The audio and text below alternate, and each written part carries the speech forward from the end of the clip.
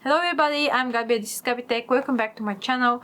In today's video I'm gonna present you one very interesting news from Nvidia today on 1st of April, but it's not a joke. It's actually real and it actually works. Let's see what it is. If you stay till the end of the video, I'm gonna tell you one very interesting story about poisoning with ricin. Ricin is a poison, very strong one of the most deadliest one, and the most famous case with ricin poisoning with the Bulgarian writer Georgi Markov when it was socialistic time. So stay till the end. So Nvidia brings resizable bar update to all RTX desktop cards, the 3000 series, via VBIOS update, and the performance boost now is available for 17 games, which will expand more in future. You can see the list with the games stated down there. It will be by the end of March. Actually, it happened. Nvidia promised and delivered by the end of March.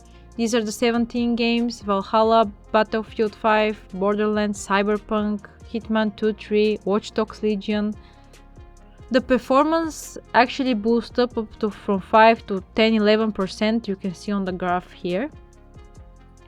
First, you need to have a VBIOS update in order to enable the resizable bar 2. Nvidia provided the download links where you can find everything you need. Some games test: Assassin's Creed has good performance, 9.5%, Cyberpunk 5.9%, and F1 2000, Formula 1 2020, 11.9%, Forza Horizon, Watch Dogs Legion. These are good numbers, definitely. Nvidia, congratulations, you did something right. I won't mention the prices of the cards, but if you want to know about the price of the cards, guys, you can check my latest video and see what is the situation, especially in Europe. I am thinking to test some of these games with this resizable bar with the RTX Aorus Extreme Motorforce 3080 graphics card and see if it actually happens the way they say it. The games in the list are the most famous games these days. I see Red Dead Redemption 2 also. I'm sure I will be happy with the performance this time, but let's see. Let's not get happy before we try. Now we will go back to hear my story for ricin poisoning and the most famous ricin poisoning in the history of the Bulgarian journalist Georgi Markov. So stay tuned and like this video. Okay, since we saw the cool resizable bar news, it's time for me to tell you about the ricin poisoning. Ricin is a poison that is contained in the castor beans.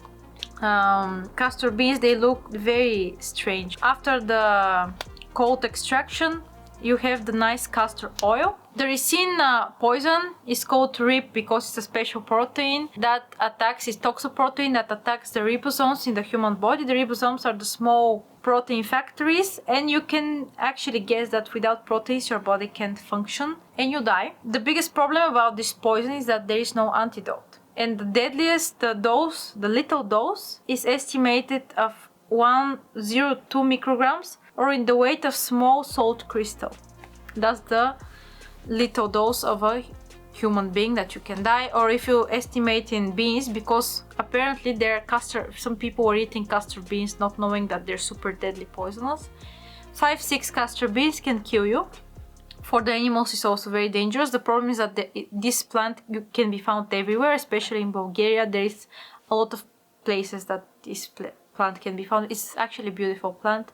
You will see on the picture. But the ricin inside and the ricin alkaloids are really dangerous stuff. Let's speak a little bit about why and how.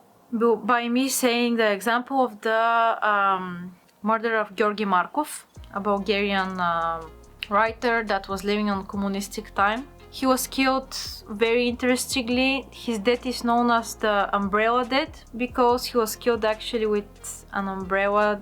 This umbrella was actually an air rifle that cost his life. Let's say why.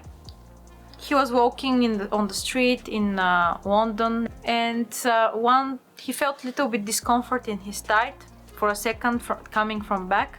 And then he turned and he saw a person dropping his umbrella. And he said everything was okay. Then he went home, and after a couple of hours his health got very bad. They took him into hospital, and after 3 days he died. After his sudden death, they decided to do an investigation, and after the autopsy of the body, in his thigh, inside of it, they found a little shot that was containing a small capsule. Inside, the certain size of the shot was 1.7 millimeters. Imagine how small it is. And there were special channels inside the shot that are going to this small capsule area that was empty. And they speculated that this could be a poisoning with ricin, because a couple of months before that another person got poisoned the same way, but the poison didn't reach his body because one of these small channels inside the shot was filled up with some substance that didn't melt in the human body like it's supposed to be, because normally this is a very clean way of poisoning somebody, because there is no trace of the poison and they can't diagnosticize it and they can't help it. But even if they did diagnosticize it at the time, there is no antidote for ricin. The only way you can help a person in that state in the hospital is by supporting therapy with glucose, with liquids in filtrations, with influids, and just to relieve the symptoms and to remove the ricin from the blood as fast as possible. Dialysis, because there is no antidote, and if the person managed to survive, is very good, but the lethal rate is high about this poison. That's how he died, and afterwards they did the investigation. They couldn't find who ordered his murder and why. They know why they did murder him, because he was writing a lot against about the socialistic and communistic regime that was at the current time of Bulgaria, about Todor Zhivkov, about Russia, and they ordered his murder to KGB.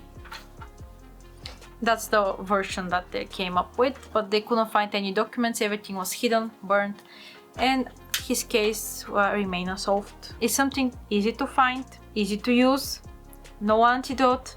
It's the perfect biological weapon.